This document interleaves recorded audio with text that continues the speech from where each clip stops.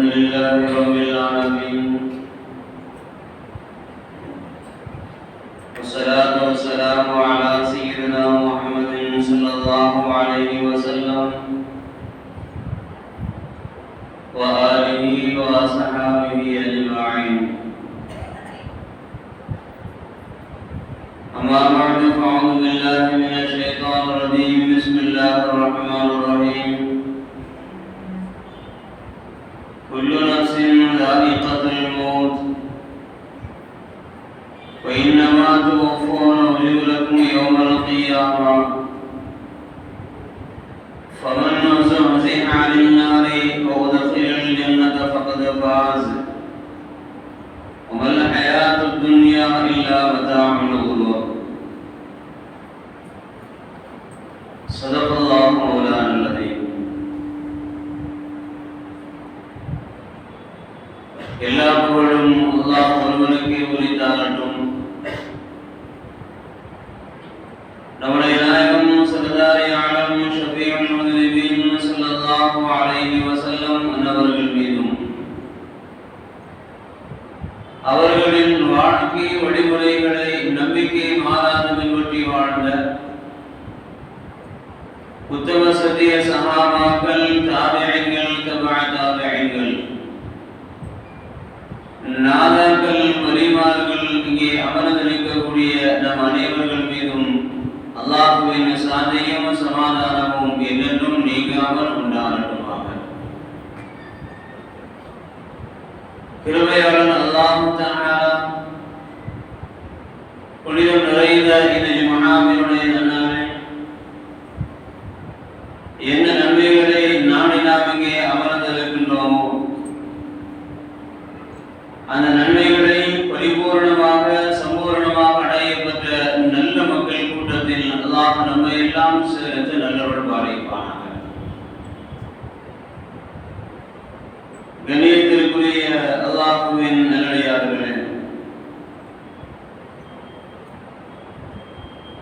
இந்த துனியாவில்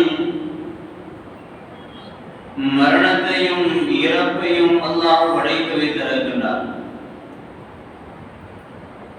பிறப்பு என்கின்ற ஒன்று ஏற்படுவதற்கு முன்னாலேயே தாயினுடைய கருவறையில் மலக்குமார்களின் மூலமாக பல விஷயங்களை அல்லாஹ் எழுதுகின்றான். அதில் இந்த குழந்தை எவ்வளவு நாட்கள் வாழும் என்பதையும், எப்பொழுது பிறக்கும் என்பதையும், எப்பொழுது அதை மரணிக்கும் என்பதையும், அதற்குண்டான அமல்கள் என்ன, ரிசுக்குகள் என்ன என்பதையெல்லாம் தாயினுடைய கருவறையில் வளர்கின்ற பொழுது மலாயிக்கத்தின்மார்களின் மூலமாக அல்லாஹ் அதை எழுதி வைத்து விடுகின்றார். இந்த பிறப்பு, இந்த இறப்பு, இந்த இரண்டையும் ஒரு பக்கம் நாம் சிந்தித்து பார்க்கின்ற பொழுது அல்லாஹ் நமக்கு பிறக்கின்ற அந்த நிகழ்வை எவ்வளவு ஒரு சிறப்பானதாக இன்பமயமானதாக ஆக்கி தந்திருக்கின்றானோ, அதை போன்று இறப்பையும் அல்லாஹ் நமக்கு சிறந்த ஒன்றாக ஆக்கி தந்திருக்கின்றான். அந்த ஒன்று மாத்திரம் இல்லை என்று சொன்னால், ஒரு பக்கம் நாம் சிந்தித்து பார்த்தோம் என்று சொன்னால், துனியாவினுடைய வாழ்வில் சிரமங்கள் மனிதர்கள் சிரமங்களாகவே அனுபவித்துக் கொள்ளக்கூடிய ஒரு சூழ்நிலை ஏற்பட்டுவிடும். இந்த துனியாவில் இருந்து கபர் வாழ்க்கைக்கு இடமாற்றம் என்பது அது அல்லாஹ்வால் தீர்மானிக்கப்பட்ட ஒன்று. தந்தையினுடைய முதுகுந்தண்டிலிருந்து ஒரு இடமாற்றம் தாயினுடைய கருவறைக்கு, தாயினுடைய கருவறைக்கு ஒரு இடமாற்றம் துனியாவினுடைய வாழ்வுக்கு, துனியாவினுடைய வாழ்வில் இருந்து ஒரு இடமாற்றம் கபருடைய வாழ்க்கைக்கு, கபருடைய வாழ்க்கையிலிருந்து ஒரு இடமாற்றம் மஹ்ஷர் மைதானம், சிராத்துல் முஸ்தகீம் பாலம், மீசான் தராசு, சுவர்க்கம் அல்லது நரகம். இது அல்லாஹ்வால் தீர்மானிக்கப்பட்ட ஒன்று. அதை எது எந்தெந்த நேரத்தில் நடக்க வேண்டுமோ அந்த நேரத்தில் மிக கச்சிதமாக, மிக சரியாக அல்லாஹ் அதை நடத்தி கொண்டிருக்கின்றார். இந்த நிலைப்பாடுகளில் நாம் அல்லாஹ்விடத்தில் கேட்க வேண்டியதெல்லாம், என்னுடைய பிறப்பு எவ்வளவு சிறந்ததாக இருந்ததோ அதே போல் போன்ற என்னுடைய இறப்பையும் அந்த இறப்பிற்குண்டான கபருடைய வாழ்க்கை, அதற்கு பின்னால் உண்டான மனுஷனுடைய அந்த வாழ்வு, அதற்கு பின்னால் நான் சுவர்க்கவாதியாக உன்னால் சுவர்க்கத்திற்கு நான் நன்மாராயம் சொல்லப்பட வேண்டும் என்கின்ற நல்ல ஒரு துஆவை தான் இந்த வாழ்க்கையினுடைய ஒவ்வொரு நிலைகளிலும் நாம் துஆ செய்து கொள்ள கடமைப்பட்டிருக்கின்றோம். மரணம் என்பது இந்த துனியாவில் பலவிதமான மாற்றங்களை, பலவிதமான நிகழ்வுகளை இந்த துனியாவில் நடாத்தி கொண்டிருக்கின்றது. பெருமானார் ஸல்லல்லாஹு அலைஹி வஸல்லம் அவர்கள் சொல்லுகின்ற பொழுது, அல் மௌத் அன் நஸீஹத்து சாக்கினா, மரணம் என்பது ஒரு மௌன உபதேசி என்றார்கள் பெருமானார் ஸல்லல்லாஹு அலைஹி வஸல்லம் அவர்கள். இந்த மரணத்தினுடைய சிந்தனை, இந்த மரணத்தினுடைய நிகழ்வு, இந்த பலவிதமான மரணங்கள், படிப்பினைக்குரிய அந்த மரணங்கள் எல்லாம் நம்முடைய வாழ்க்கையில் நாம் ஒன்றையும் நாம் சிந்தித்து பார்த்து நம்முடைய வாழ்வை அல்லாஹ் ரசூல் விரும்புகின்ற அந்த வகையில் நாம் வைத்துக் கொள்ள வேண்டும் என்பதைத்தான் மரணத்தினுடைய ஒவ்வொரு சிந்தனைகள் நமக்கு உணர்த்தி சொல்லுகின்றன. அல்லாஹ் குர்ஆனிலே பேசுவான், குல்லு நஃப்ஸின் ذائقத்துல் மௌத் وإنما توفون أجوركم يوم القيامة فمن زحزح عن النار وأدخل الجنة فقد فاز وما الحياة الدنيا إلا متاع الغرور. ஒவ்வொரு மௌத்தையும் நாம் அடைக்கிறதுக்கு பின்னால் தன்கீன் ஓதுகின்றோமே, அந்த தன்கீனுடைய முதல் செய்தியாகவே இதை ஒவ்வொரு மையத்திலும் நாம் ஓதுகின்றோம். லா இலாஹா இல்லல்லாஹ் முஹம்மது ரசூலுல்லாஹி ஸல்லல்லாஹு அலைஹி வஸல்லம், குல்லு மன் அலைஹா ஃபான், குல்லு நஃப்ஸின் ذائقத்துல் மௌத் வஇன்னமா துவஃபூன உஜூரக்கும் யௌமல் கியாமா என்று அந்த தன்கீனுடைய துவக்கத்தில் இந்த செய்திகளை நாம் சொல்லுகின்றோம். அல்லாஹ் குர்ஆனில் 3வது அத்தியாயத்தினுடைய 185வது வசனத்தில் அல்லாஹ் இவ்வாறு பேசுகின்றான், ஒவ்வொரு ஆத்மாவும் மரணத்தை சுவைத்தே தீரும். ஒவ்வொரு ஆத்மாவும் இந்த உலகத்தில் ஒவ்வொரு மனிதர்களும் மரணத்தை அவர்கள் சுவைத்தே தீருவார்கள். அவர்கள் இந்த துனியாவில் வாழ்ந்ததற்குண்டான அந்த கூலி நாளை வறுமை நாள் ஆகிரத்தில் அல்லாஹ் அவர்களுக்கு வழங்குவான். யார் நரகத்திலிருந்து விடுவிக்கப்பட்டு யார் சுவர்க்கம் செல்லுகின்றார்களோ அவர்கள் ஜெயம் பெற்றவர்கள்.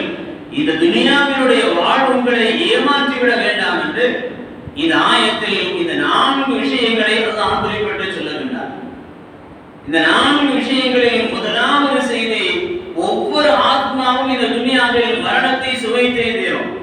அது எந்த இடத்தில், எந்த நேரத்தில், எந்த காலத்தில் எப்படி இருந்தாலும் அல்லாஹ் அதற்குண்டான அந்த நேரத்தையும் காலத்தையும் அல்லாஹ் கணிய செய்து மரணத்தினுடைய நிலைகளை அல்லாஹ் தந்து விடுகின்றான். அதில் மனிதர்கள் துஆவும் சதகாவும் தான தர்மங்களும் செய்து அல்லாஹ் அவர்களுக்குண்டான ஆயுளை ஒரு பக்கம் நீடித்திருந்தால் அந்த நீடிப்பிற்கும் கூட ஒரு எல்லையை அல்லாஹ் ஏற்படுத்தி இந்த துனியாவில் அல்லாஹ் மரணத்தை தந்து விடுகின்றான். மரணமே இல்லை என்கின்ற ஒரு நிலை இருந்திருக்குமே, ஆனால் நம்முடைய உயிரின மேலான கண்மணி நபிகள் நாயகம் ஸல்லல்லாஹு அலைஹி வஸல்லம் அவர்கள் இந்த துனியாவிற்கு மேல் இந்த உலகத்தில் வாழ்ந்து கொண்டே இருந்திருக்க வேண்டும். வாழ்வதற்கு தகுதியானவர்கள். வாழ்க்கையுடைய நிலைகளில் இந்த உம்மத்திற்காக வேண்டி தங்களுடைய நேரங்களையும் காலங்களையும் சிந்தனைகளையும் எண்ணங்களையும் செலவு செய்து வாழ்ந்த உத்தரவை இந்த உலகத்தில் அவர்கள் உயிரோடு வாழ்ந்திருக்க வேண்டும். எல்லா மக்களுக்கும் அல்லாஹ் மரணத்தை தந்ததை போன்று நம்முடைய நாயகம் பெருமானார் ஸல்லல்லாஹு அலைஹி வஸல்லம் அவர்களுக்கு அல்லாஹ் மரணத்தை தரவில்லை. அவர்கள் இடம் பெயர்ந்திருக்கின்றார்கள். அங்கேயும் அவர்கள் உயிரோடு வாழ்ந்து கொண்டிருக்கின்றார்கள். இன்னல் அன்பியா அஹ்யாஉன் ஃபீ குபூரி, பெருமானார் ஸல்லல்லாஹு அலைஹி வஸல்லம் அவர்கள் சொன்ன செய்தி அதுதான். நபிமார்கள் தங்களுடைய கபர்களில் அவர்கள் உயிரோடு இருந்து கொண்டிருக்கின்றார்கள். வஹும் யுஸல்லூன, அவர்கள் அல்லாஹ்வை தொழுது கொண்டிருக்கின்றார்கள். பெருமானார் ஸல்லல்லாஹு அலைஹி வஸல்லம் அவர்கள் சொன்ன இந்த ஹதீஸை ஒரு பக்கம் நாம் மறுத்தோம் என்று சொன்னால் நம்முடைய ஈமானில் பலகீனம் ஏற்பட்டு போய்விடும், நம்முடைய ஈமானில் குறைவுகள் ஏற்பட்டு போய்விடும். பெருமானார் ஸல்லல்லாஹு அலைஹி வஸல்லம் அவர்கள் சொன்னார்கள், நான் அதை நம்புகின்றேன். நபிமார்கள் அவர்களுடைய கபர்களில் உயிரோடு அவர்கள் வாழ்ந்து கொண்டிருக்கின்றார்கள். அவர்களுடைய கபர் மண் சாப்பிடுவதை ஹர்ரம அலல் அனிசாஇல் அன்பியாஇ, நபிமார்களுடைய உடல்களை மண் சாப்பிடுவதை அந்த மண்ணுக்கு அல்லாஹ் ஹராமாக்கி வைத்திருக்கின்றான் என்று பெருமானார் ஸல்லல்லாஹு அலைஹி வஸல்லம் அவர்கள் ஹதீஸ்களில் நமக்கு குறிப்பிட்டு சொல்லுகின்றார்கள். துனியாவில் மரணம் என்பது அந்த சிந்தனை நமக்கு வேண்டும்.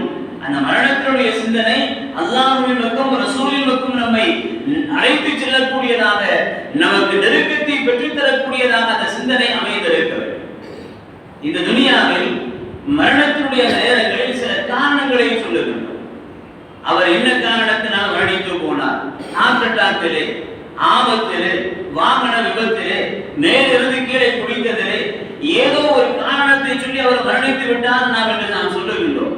அது தவறில்லை, அது எந்த விதமான குறைகளும் இல்லை. ஆனால் அல்லாஹ்வினுடைய நாட்டத்தின் பிரகாரம் அவர் இறந்து போனார் என்கின்ற ஒரு வார்த்தையை நாம் சேர்த்து சொன்னோம் என்று சொன்னால் நம்முடைய ஈமானுக்கு ஒரு பண்பட்ட ஒரு தன்மை ஏற்படுகின்றது. நம்முடைய ஈமான் ஒரு பலவீனமான ஈமானாக மாறுவதற்குண்டான ஒரு வழி இல்லாமல் போய்விடுகின்றது. அல்லாஹ்வின் மீது உண்டான அந்த தவக்குல், அல்லாஹ்வின் மீது உண்டான அந்த நம்பிக்கை நமக்கு இன்னும் இன்னும் இருக செய்யக்கூடிய ஒரு பாக்கியத்தை பெற்றுத் தருகின்றது. அல்லாஹ்வினுடைய நாட்டத்தின் பிரகாரம் அவர் மரணித்து போனார். அல்லாஹ்வினுடைய நாட்டத்தின் பிரகாரம் அவருக்கு அப்படி ஏற்பட்டது என்கின்ற அல்லாஹ்வினுடைய நாட்டத்தை முன்வைத்து அந்த மரணத்தினுடைய காரணங்களை நாம் சொல்லுகின்ற பொழுது அல்லாஹ்வினுடைய ஈமான் நமக்கு வலுவை பெற்றுத் தரக்கூடிய ஒரு செய்தியாக அந்த செய்தி அமலில் இருக்கின்றது. காரணம் என்னவென்று சொன்னால் அல்லாஹ் குர்ஆனில் சொல்லுவான், இன்னா குல்லு ஷைஇன் ஸலக்னாஹு பிகதர். ஒவ்வொரு விஷயங்களையும் அதற்குண்டான அளவோடு இந்த துனியாவில் நாம் படைத்து வைத்திருக்கின்றோம். அல்லாஹ் அதை தீர்மானித்து வைத்து விட்டான். அதில் எந்த விதமான மாற்றத்தையும் யாராலும் எந்த நேரத்திலும் அல்லாஹ்வை தவிர்த்து ஏற்படுத்த முடியாது. وما تدري نفس بأي أرض تموت.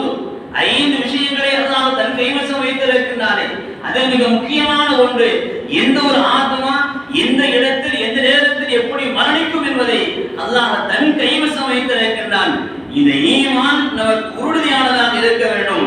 அந்த ஈமானுடைய தன்மையில் நம்முடைய ஈமான் உறுதி பெறக்கூடிய செய்திகளாக அல்லாஹ்வினுடைய நாட்டத்தின் பிரகாரம் அவர் மரணித்து போனார் என்கின்ற அந்த செய்திகளை சேர்த்து சொல்லுகின்ற பொழுது ஹஜ்ரத் அப்துல்லாஹ் இப்னு அம்ர் இப்னு ஆஸ் ரலியல்லாஹு அன்ஹு அவர்கள் நமக்கு அறிவித்து சொல்லுகின்றார்கள், சமிஅத் ரசூலுல்லாஹி ஸல்லல்லாஹு அலைஹி வஸல்லம், பெருமானார் ஸல்லல்லாஹு அலைஹி வஸல்லம் அவர்கள் சொல்ல நான் கேட்டிருக்கிறேன், ரப்புல் ஆலமீன் அல்லாஹ் தஆலா இந்த துனியாவினுடைய படைப்பினங்களுக்குண்டான அளவுகோல்களை, படைப்பினங்களுக்குண்டான அந்த தன்மைகளை அல்லாஹ் இந்த துனியாவில் வானங்களையும் பூமிகளையும் படைப்பதற்கு 50,000 ஆண்டுகளுக்கு முன்னாலேயே அல்லாஹ் எழுதி வைத்து விட்டார். பெருமானார் ஸல்லல்லாஹு அலைஹி வஸல்லம் அவர்கள் சொன்ன ஒரு செய்தியை ஹஜ்ரத் அப்துல்லாஹ் இப்னு அம்ர் இப்னு ஆஸ் ரலியல்லாஹு அன்ஹு நமக்கு குறிப்பிட்டு சொல்லுகின்றார்கள். அல்லாஹ்வால் தீர்மானிக்கப்பட்ட ஒன்றுதான் இந்த துனியாவில் இந்த நிமிடம் வரை நடந்து கொண்டிருக்கிறது. இந்த துனியாவில் இந்த நிமிடத்தினுடைய நேரம் அல்லது இதற்கு பின்னால் உண்டான நேரம் அல்லாஹ் எதை எழுதி வைத்தானோ அந்த ஒன்றுதான் அல்லாஹ்வினுடைய நாட்டத்தின் பிரகாரம் மிகவும் சரியாக இந்த உலகத்தில் அது நடைபெற்றுக் கொண்டிருக்கின்றது. சில நேரங்களில் சாப்பிடுகின்ற பொழுது மரணம் வந்து விடுகின்றது. சில நேரங்களில் உறங்கிக் கொண்டிருக்கின்ற பொழுது மரணம் வந்து விடுகின்றது. சில நேரங்களில் எப்பொழுது மரணித்தோம் என்று அவருக்கும் தெரியாது, பக்கத்தில் இருக்கக்கூடியவர்களுக்கும் தெரியாது. காரணம், சில நேரங்களில் உண்ணுகின்ற பொழுது இறந்தார், உறங்குகின்ற பொழுது இறந்தார், படி இறங்கிக் கொண்டிருந்தார், கீழே எழுந்து மரணித்து விட்டார் என்று காரணங்களை நாம சொல்லுகின்றோமே தவிர அதற்குண்டான அந்த முடிவும் நேரமும் அந்த காலமும் அல்லாஹ்வால் அது எழுதி வைக்கப்பட்ட அந்த நேரத்தின் பிரகாரம் மிகச் சரியாக இந்த உலகத்தில் அது நடந்து கொண்டிருக்கின்றது என்பதைத்தான் ஹஜ்ரத் பெருமானார் ஸல்லல்லாஹு அலைஹி வஸல்லம் அவர்களுடைய பல ஹதீஸ்கள் நமக்கு உணர்த்தி சொல்லுகின்றன. இந்த துனியாவில் மரணம் என்பது சில நேரங்களில் அவர் பிறந்த ஊரில் இருக்கலாம், அல்லது சில நேரங்களில் அவர் இடம்பெயர்ந்து வாழுகின்ற இடங்களில் இருக்கலாம், அல்லது சில இடங்களில் யாருக்கும் தெரியாத ஒரு இடத்திலே அவருடைய மரணம் ஏற்படலாம். பெருமானார் ஸல்லல்லாஹு அலைஹி வஸல்லம் அவர்கள் இந்த ஹதீஸில் நமக்கு ஒரு ஆச்சரியமான செய்தி நமக்கு உணர்த்தி சொல்லுகின்றார்கள். ஒரு மனிதர் ஒரு ஊரிலே பிறக்கின்றார். அந்த ஊரில் பிறந்தவர் இடம்பெயர்ந்து எங்கோ இடத்திற்கு செல்லுகின்றார். அங்கே அவருக்கு மரணம் ஏற்படுகின்றது. அவர் பிறந்த பூமி ஒன்று, அவர் மரணிக்கின்ற பூமி ஒன்று.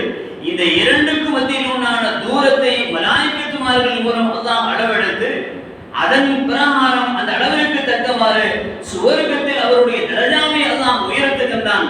இது பெருமானார் ஸல்லல்லாஹு அலைஹி வஸல்லம் அவர்கள் ஒரு ஆச்சரியமான செய்தி ஹதீஸில் நமக்கு குறிப்பிட்டு சொல்லுகின்றார்.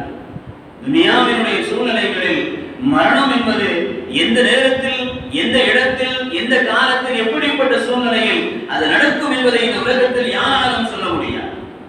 அதைத்தான் பெருமானார் ஸல்லல்லாஹு அலைஹி வஸல்லம் அவர்கள் தான் பிறந்த மண்ணிலிருந்து இடம்பெயர்ந்து எங்கோ ஒரு இடத்தில் அவர் மரணிக்கின்றார் என்று சொன்னார் பிறந்த இடத்திற்கும் அவர் மரணித்த இடத்திற்கும் உண்டான அளவை அல்லாஹ் அளந்து அதற்குண்டான அளவுக்கு தக்கவாறு சுவர்க்கத்தில் அவருக்குண்டான நன்மைகளை தரஜாவை அல்லாஹ் உயர்த்துகின்றான். இந்த பெருமானார் ஸல்லல்லாஹு அலைஹி வஸல்லம் அவர்கள் ஹதீஸிலே சொல்லுவார்களே, ஆனால் அந்த மரணத்தினுடைய இறப்பினுடைய இறப்பினுடைய இடமும் பிறப்பினுடைய அந்த இடத்தையும் அல்லாஹ் தன் கைவசம் வைத்த துனியாவில் அதற்குண்டான பலன்களை சுவர்க்கத்தில் அல்லாஹ் அந்த அடியார்களுக்கு அல்லாஹ் தருகின்றான் என்பதை ஹஜ்ரத் பெருமானார் ஸல்லல்லாஹு அலைஹி வஸல்லம் அவர்களுடைய ஹதீஸ் நமக்கு உணர்த்தி சொல்லுகின்றனர். இன்றைய நவீன காலங்களில் சில மரணங்கள் நமக்கு படிப்பினைகளை பெற்றுத் தருகின்றது. சில மரணங்களை நம்மால் மறந்துவிட முடியவில்லை. சில மரணங்களை நாம் மறந்து விடுகின்றோம். அது எப்பொழுது நடந்தது, எப்படி நடந்தது என்று யாராலும் நினைத்து பார்த்தும் கூட நினைவுக்கு வராத மரணங்களாக சில மரணங்களை எல்லாம் இந்த துனியாவில் ஆக்கி வைத்து விடுகின்றார். இன்றைய நவீன காலத்தினுடைய மரணங்களில் செல்ஃபி மரணங்கள் ஏராளமாக அதிகரித்துக் கொண்டிருக்கின்றன. செல்ஃபி எடுக்கின்றேன் என்கிற அந்த பெயரால் மலை உச்சியிலும் கடல் அலைகளிலும் விலங்குகளுக்கு முன்னாலும் இரயில் வருகின்ற பொழுது அதற்கு முன்னால் நின்று கொண்டு செல்ஃபி எடுக்கிறேன் என்கின்ற அந்த மோகத்தினுடைய உச்சத்தில் செல்ஃபி மரணங்கள் இந்த துனியாவில் அதிகரித்துக் கொண்டிருக்கின்றது. இதுவும் அல்லாஹ்வால் தீர்மானிக்கப்பட்ட ஒன்றுதான். அது யாராலும் தடுக்க முடியாது. மலை உச்சியிலே அவர் நின்று கொண்டிருக்கின்றார். கீழே ஆயிரம் மக்கள் நின்று கொண்டிருக்கின்றார்கள். தான் மலை உச்சியில் இருப்பதை தான் படம்பிடித்து எல்லா மக்களுக்கும் காட்ட வேண்டும் என்று மரணத்துடைய பயம் இல்லாமல் அவர் செய்கின்றார். அந்த நேரத்தில் கீழே விழுந்து அவர் மன்னித்து விடுகின்றார் என்று சொன்னால் இது அவருடைய குற்றம் என்று ஒரு பக்கம் நாம் சொன்னாலும் கூட அல்லாஹ் அந்த இடத்தில் அப்படி மரணிக்க வேண்டும் என்று அவருடைய தலையில் அல்லாஹ் எழுதி வைத்தால் அது நடந்துவிட்டது. கீழே ஆறு பெடுக்கெடுத்து வெள்ளம் ஓடிக்கொண்டிருக்கின்றது. அந்த ஆற்றினுடைய பின்னலே ஒரு வயது குழந்தையை அவர்கள் அமர வைத்து இவர்கள் தூரமாக நின்று அந்த குழந்தையை செல்ஃபி எடுக்கின்றார்கள். திடீரென அந்த குழந்தை கீழே விழுந்து மரணித்து போய்விடுகிறது. தன்னுடைய கண்களுக்கு முன்னால் ஆற்றினுடைய வெள்ளத்தில் விழுகின்ற அந்த குழந்தையை இவர்களால் காப்பாற்ற முடியவில்லை என்பது ஒரு பக்கம் இருந்தாலும் கீழே விழுந்து விடும் என்பது இவர்களுக்கு தெரியாதா? கீழே தண்ணீர் ஓடுகிறது என்பது இவர்களுக்கு தெரியாதா?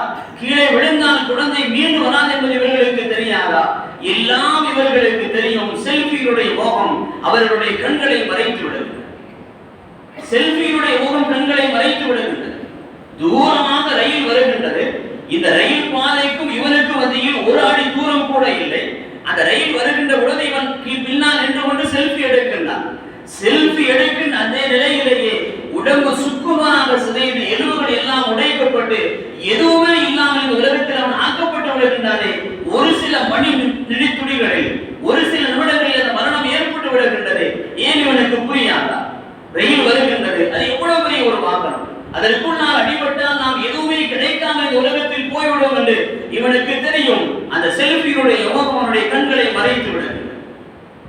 இன்றைக்கு 2024 ஆண்டினுடைய இந்த நேரம் வரை செல்ஃபியினுடைய மோகத்தால் ஏற்பட்ட மரணங்கள் 250 என்று இன்றைய கணக்கு சொல்லுகின்றது. சுருக்கமாக நம்முடைய பகுதியில் மாத்திரம் நீங்கள் உலகம் முழுவதும் கணக்கெடுத்தால் அது பல நூறுகளுக்கு மேலாக போய்விடும். அல்லாஹ் ரசூல் நமக்கு சொல்லி தந்திருக்கின்ற அந்த முறையின் பிரகாரம் பார்க்கின்ற பொழுது என்னுடைய எண்ணத்தின்படி இந்த செல்ஃபியினுடைய மரணங்கள் கூட ஒரு பக்கம் தற்கொலைக்கு சமமானது. செல்ஃபியினுடைய மரணங்கள் கூட ஒரு பக்கம் தற்கொலைக்கு சமமானது. நீங்கள் எல்லாம் வலைத்தளங்களிலே பார்த்திருப்பீர்கள். வெளிநாட்டிலே ஒரு 7 வயது குழந்தை பல அடுக்குமாடி குடியிருப்பினுடைய அந்த வேலை உச்சியிலே இருந்து கொண்டு பிறந்த நாள் கொண்டாட்டத்திற்காக வேண்டி அந்த குழந்தையை தனிமையில் நிற்க வைத்து இவர்கள் செல்ஃபி எடுத்துக் கொண்டிருக்கின்றார்கள். அந்த குழந்தை தவறி கீழே விழுந்து விடுகின்றது. நம்முடைய குழந்தை நெல்லை மாவட்டத்தை சேர்ந்த குழந்தை என்று நினைக்கின்றேன். நாமெல்லாம் அன்றாடம் அந்த செய்திகளை நாம் பார்க்கின்ற பொழுது ஒரு பக்கம் நமக்கு அதை கவலையை பெற்றுத் தந்தாலும் கூட அதிலிருந்து நாம் பெற வேண்டிய படிப்பினைகள் ஏராளம். இந்த மரணங்கள் எல்லாம் படிப்பினைக்குரிய மரணங்களாக இன்றைக்கும் செய்திகள் நமக்கு உணர்த்தி சொல்லிக் கொண்டிருக்கின்றன. நேற்றைய தினம் அரக்கோணத்தில் கடுமையான மழை. அரக்கோணத்திலே கடுமையான ஒரு மழை. அந்த மழையிலே குழந்தை வீட்டிலே உறங்கிக் கொண்டிருக்கின்றது. பெட்டிலே உறங்கிக் கொண்டிருக்கின்ற அந்த குழந்தை பலத்த இடியினுடைய சத்தம் ஏற்படுகின்றது. அந்த இடியினுடைய சத்தத்தை தாங்கிக் கொள்ள முடியாமல் கீழே விழுந்த அந்த குழந்தை குரலை மரணித்து போய்விடுகிறது. நீங்கள் எல்லாம் பார்த்திருப்பீர்கள், கேட்டிருப்பீர்கள். எதற்கு நாம் சொல்லுகின்றோம் என்று சொன்னால் இன்னா குல்ல ஷைஇன் ஹலக்னாஹு பிகதர். அல்லாஹ் எதை எழுதி வைத்திருக்கிறானோ அந்த ஒன்று நிச்சயமாக நடந்தே தீரும். காரணங்கள் சொல்லலாம், ஆபத்துகள், விபத்துகள், மரணங்கள், பேர் ஆபத்துகள், தீ விபத்து, வெள்ளப்பெருக்கு, வாகன விபத்து என்ற காரணங்கள் சொல்லலாமே தவிர இன்னா குல்ல ஷைஇன் ஹலக்னாஹு பிகதர், அல்லாஹ் எதை தீர்மானித்தானோ அந்த ஒன்று இந்த உலகத்தில் நடந்து கொண்டிருக்கிறது. இன்னொரு ஆச்சரியமான மரணம் என்ன தெரியுமா? இன்னொரு ஆச்சரியமான மரணம் என்ன தெரியுமா? மிகப்பெரிய ஒரு சாலை, பல வாகனங்கள் வந்து செல்லக்கூடிய 4 வழிச்சாலை, பைக்கிலே வேகமாக ஒரு வாலிபர் செல்லுகின்றார், மிகவும் வேகமாக செல்லுகின்றார். பல லட்சங்கள் கொடுத்து வாங்கப்பட்டிருக்கின்ற அந்த பைக் வாங்கி 2 நாட்கள் தான் ஆகின்றது. அவர்களுடைய பெற்றோர்கள் வாங்கி கொடுத்திருக்கின்றார்கள், அவர்கள் ஆசைப்பட்டார்கள், இவனும் ஆசைப்பட்டான், வாங்கி கொண்டான், வாங்கி கொடுத்திருக்கின்றார். பல வாகனங்கள் வந்து செல்லக்கூடிய அந்த இடத்திலே மிகவும் வேகமாக இந்த வாலிபர் செல்லுகின்றார். அவருடைய மரணம் உடல் எங்கு கைப்பற்றப்பட்டது தெரியுமா? 50 அடிகளுக்கு மேலாக இருக்கின்ற அந்த மின்சார கம்பியிலே அவர் உடல் தூங்கிக் கொண்டிருந்தது. நீங்கள் எல்லாம் பார்த்திருப்பீர்கள், கேட்டிருப்பீர்கள். அல்லாஹ் இங்கே மரணத்தை வைத்திருக்கின்றார். அல்லாஹ் எப்படி எழுதி இருக்கின்றார், அல்லாஹ்வுடைய எழுத்து எப்படி இருந்து கொண்டிருக்கின்றது என்பதை நாம் ஒரு பக்கம் நாம் சிந்தித்து பார்த்தோம் என்று சொன்னால், இன்னா குல்ல ஷைஇன் ஹலக்னாஹு பிகதர், அல்லாஹ் எதை எழுதி வைத்தானோ அது நடக்கின்றது. அதை நாம் தேர்ந்தெடுக்கின்ற அந்த தன்மைகளை அல்லாஹ் நமக்கு தந்திருக்கின்றார். அதை தேர்ந்தெடுக்கின்ற அந்த குணத்தை, அந்த பக்குவத்தை அல்லாஹ் நமக்கு தந்திருக்கின்றான். அவைகளை எல்லாம் மிகச் சரியாக இந்த உலகத்தில் நாம் பயன்படுத்துகின்ற பொழுது ஆலமருடைய அருவாகிலிருந்து முதுகண்டத்துக்கு, முதுகண்டத்திலிருந்து தாயுடைய கருவறைக்கு, தாயுடைய கருவறையிலிருந்து துனியாவிற்கு, துனியாவிலிருந்து கபருக்கு, கபரிலிருந்து மஹ்ஷர் பிரிவுகளுக்கு, மஹ்ஷர் பிரிவுகளிலிருந்து சுவர்க்கத்திற்கு நாம் செல்லுகின்ற அந்த நிகழ்வு நமக்கு சரியானதாக இருக்க வேண்டுமே. ஆனால் நமக்காக வேண்டி நாம் அதிகம் துஆ செய்து கொள்ள வேண்டும். அதே நேரத்தில் நம்முடைய வாரிசுகளுக்காக வேண்டி நாம் அதிகம் நல்ல மரணங்கள் ஏற்பட வேண்டும் என்று துஆ செய்ய வேண்டிய கடமை நமக்கு இருந்து கொண்டிருக்கிறது. 2 நாட்களாக லெபனானிலே பேஜர் மரணங்கள் என்று புதிதாக ஒன்றை சொல்லுகின்றார். பேஜர் மரணங்கள் என்று சொல்லுகின்றார். எல்லாவற்றையும் நாம் பேச வேண்டும். மரணம் என்று வருகின்ற பொழுது நம்முடைய கண்களுக்கு முன்னால் எதுவெல்லாம் மரணங்களாக தெரிகின்றதோ எல்லாவற்றை குறித்தும் பேசி அதிலிருந்து நமக்கு கிடைக்கக்கூடிய படிப்பினைகள் என்ன என்பதை ஒவ்வொரு விஷயங்களாக உங்களுடைய சிந்தனைகளுக்கு நான் தர ஆசைப்படவில்லை. பேஜர் மரணங்கள் எப்படி உருவானது நீங்கள் எல்லாம் அறிந்திருப்பீர்கள். நாம் பயன்படுத்துகின்ற அந்த செல்போனிலே அதிலே வெடிமருந்தை வைத்துக் கொடுத்து அதை மக்களுக்கு மத்தியிலே அதை விற்பனை செய்து அவர்கள் காசு கொடுத்து வாங்கி அதை பயன்படுத்துகின்ற பொழுது அதில் ஏற்படக்கூடிய, அதில் வெடித்து சிதறக்கூடிய, அதனால் ஏற்படக்கூடிய மரணங்கள் பேஜர் மரணங்கள் என்று சொல்லுகின்றார்கள். அல்லாஹ் தீர்மானித்தால் அது நடக்கின்றது, அல்லாஹ் எழுதி வைத்தால் அது நடக்கின்றது. அது பலஸ்தீனமாக இருந்தாலும், லெபனானாக இருந்தாலும், சிரியாவாக இருந்தாலும், ஷாமாக இருந்தாலும், ஈரானாக இருந்தாலும், ஈராக்காக இருந்தாலும், ஆப்கானிஸ்தானாக இருந்தாலும், ஏன் இந்திய கண்டங்களாக எந்த நிலைகளில் இருந்தாலும் அல்லாஹ் எதை எழுதி வைத்தாரோ அது நடக்கின்றது. அந்த நடக்கின்ற நிகழ்வுகளில் அல்லாஹ்விடத்தில் நாம் கையேந்தி துஆ செய்ய கடமைப்பட்டிருக்கின்றோம். சில மரணங்கள் அல்லாஹ்வுடைய சன்னிதானத்தில் ஷஹீதுகளாக, சுஹதாக்களாக அவர்கள் பதிவு செய்யப்படுகின்றார்கள். சுஹதாக்களாக அவர்கள் பதிவு செய்யப்படுகின்றார்கள். ஷஹீதுகளுக்கு நான் அந்தஸ்தை அல்லாஹ் அவர்களுக்கு தந்து கொண்டே இருந்து கொண்டிருக்கின்றார். கியாமத் நாள் பரிகந்தம் வரை அவர்கள் ஷஹீதுகளாக எழுதப்படுகின்றார்கள். சில மரணங்கள் அல்லாஹ்வுடைய சன்னிதானத்தில் சாபத்திற்கு உரித்தானவர்களாக எழுதப்படுகின்றது. கியாமத் நாள் பரிகந்தம் வரை அதற்கு பின்னாலும் கூட அவர்கள் நரகவாதிகள் என்று இந்த துனியாவில் முத்திரை குத்தப்பட்ட மரணங்களாக சில மரணங்கள் இந்த துனியாவில் ஏற்பட்டு விடுகின்றது. அல்லாஹ் தஆலா அந்த படிப்பினைக்குரிய அந்த மரணங்களில் நம்முடைய கண்களுக்கு முன்னால் எத்தனையோ விஷயங்களை அல்லாஹ் காட்டுகின்றார். பஞ்சாப் மாநிலத்திலே மாணி என்று சொல்லக்கூடிய 10 வயது சிறுமி, மாணி என்று சொல்லக்கூடிய அந்த 10 வயது சிறுமி தன்னுடைய 10 வயது சிறுமி பிறந்த நாளை கொண்டாடுகின்ற பொழுது குடும்பத்தார்கள் கேக் ஆர்டர் செய்கின்றார். கேக் வருகின்றது. அந்த கேக்கை வெட்டி எல்லோரும் சாப்பிடுகின்றார்கள். எல்லோருக்கும் பாதிப்பு ஏற்படுகின்றது. விசாரணையில் தெரிய வருகின்றது, அந்த கேக்கிலே சாக்ரன் என்று சொல்லக்கூடிய ஒரு வேதியியல் பொருள் கடமையாக அதிகமாக கலந்ததன் காரணத்தினால் குழந்தைக்கு அது மரணத்தை ஏற்படுத்தி விட்டது என்று விசாரணை அறிக்கை சமர்ப்பிக்கின்றார். இன்னொரு விஷயம் இருக்கின்றது, வாயில் சாக்லேட் வைத்தால் புகையாக வருகின்றது. அதற்கு பெயர்கள் ஸ்மோக் பிஸ்கட் என்று சொல்லுகின்றார்கள். அதற்கு பெயர்கள் ஸ்மோக் பிஸ்கட் என்று சொல்லுகின்றார்கள். குழந்தைகளுடைய வாய்களை திறக்க வைத்து புகையாக இருக்கக்கூடிய ஒரு பொருளை உள்ளே வைத்ததற்கு பின்னால் அவர்களுடைய வாயிலிருந்து புகையாக வருகின்றது. அதை பார்த்து குழந்தைகள் ஆச்சரியப்படுகின்றார்கள், சிரிக்கின்றார்கள். பெற்றோர்கள் அதை பார்த்து ஆச்சரியப்படுகின்றார்கள், சிரிக்கின்றார்கள். அதனால் ஏற்பட்டிருக்கின்ற மரணங்கள் எத்தனை தெரியுமா? ஸ்மோக் பிஸ்கட்டால் ஏற்பட்டிருக்கின்ற மரணங்கள் எத்தனை தெரியுமா? அது ஒரு வேதியியல் பொருள், அது ஒரு கடுமையான ஒரு திடவமான பொருள். மிக சரியான ஒரு பயன்பாடு இல்லாத பட்சத்தில் அதை பயன்படுத்துகின்ற பொழுது தொண்டை குழிக்கு உள்ளாலும் மூச்சு குழாய்க்கு உள்ளாலும் அது மேலும் கீழும் இறங்க முடியாமல் எத்தனை குழந்தைகள் இந்த உலகத்தில் மரணித்து போய்விடுகின்றனர். பெற்றோர்கள் இன்னும் அதை பார்த்து வாங்கி கொடுக்கின்றார்கள், இன்னும் அதை வாங்கி கொடுத்தவர்கள் கொண்டாடுகின்றார்களே, ஆச்சரியப்படுகின்றார்களே. இந்த மரணங்கள் எல்லாம் நமக்கு படிப்பினைகளை பெற்றுத் தந்ததற்கு பின்னாலும் கூட நாம் படிப்பினை பெறவில்லை என்று சொன்னால் அல்லாஹ்வுடைய சன்னிதானத்தில் இந்த சமூகத்தை போன்று வரலாறுகளை படிக்காதவர்கள், படிப்பினை பெறாதவர்களுடைய சமூகத்தில் அல்லாஹ் நம்மை சேர்த்து விடக் கூடாது. நம்முடைய வாழ்க்கையினுடைய காலங்களில் நம்முடைய கண்களுக்கு முன்னால் இதுவெல்லாம் நமக்கு படிப்பினைகளாக நாம் பார்க்கின்றோமோ, கேட்கின்றோமோ, படிக்கின்றோமோ, இவைகளை எல்லாம் சொல்லுகின்றோமோ, கேட்கின்றோமோ, அவைகளை விட்டும் நாமும் தவிர்த்து கொள்ள வேண்டும். நம்முடைய குழந்தைகளையும் தவிர்த்து கொள்ள வேண்டிய கடமை பெற்றோர்களாகிய நமக்கு இருக்கின்றது என்பதை உணர்த்துவதற்குத்தான் மரணம் சம்பந்தமான அந்த செய்திக்குள்ளால் சில செய்திகள் உங்களுக்கு நான் தந்திருக்கின்றேன். இதற்குள்ளால் இன்னும் ஏராளமான நவீன மரணங்கள் ஏராளமாக இருக்கின்றன, நவீனமான மரணங்கள் ஏராளம் இருக்கின்றது. அவைகளை எல்லாம் நாம் அறிந்து சில நேரங்களில் அதற்குண்டான காரணங்கள் எதுவெல்லாம் இருக்கின்றதோ அவைகளை எல்லாம் விட்டெல்லாம் நாம் தவிர்த்து வாழுகின்ற பொழுது அல்லாஹ்விற்கும் ரசூலுக்கும் கட்டுப்பட்டு வாழ்ந்த நன்மக்களாக அல்லாஹ் நம்மை ஆக்குவதற்கு தயாராக இருக்கின்றான். இல்லாமல் ரப்புல் ஆலமீன் அல்லாஹ் தஆலா இந்த உலகத்தில் நாம் வாழும் காலமெல்லாம் நாம் செய்யக்கூடிய எல்லா நல்ல துஆக்களையும் நல்ல அமல்களையும் நிறைவான முறையில் இந்த குறைகளும் இல்லாமல் அல்லாஹ் கபூல் செய்தல் புரிவானாக.